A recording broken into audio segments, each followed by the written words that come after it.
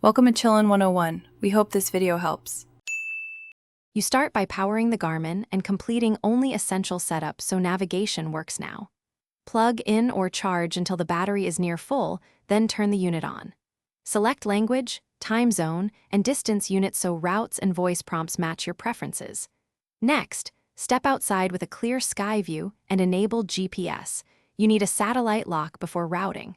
Once the indicator shows bars or a percentage, you're ready to create your first route and proceed to input destinations. You now enter where you want to go and shape the route. Tap search and pick an address, POI, or enter coordinates.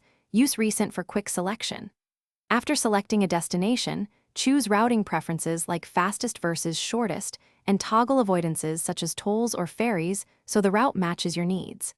Make sure to preview the route on the map and scan the turn list and ETA. This helps you anticipate complex junctions and decide if you need an alternate path. You follow the guidance and complete the trip with confidence.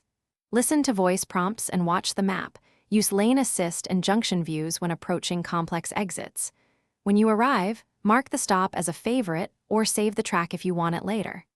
If something goes wrong, here's a key troubleshooting tip.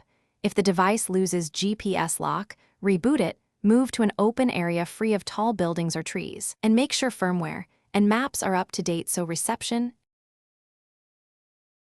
Thanks for watching. Consider subscribing if we helped you.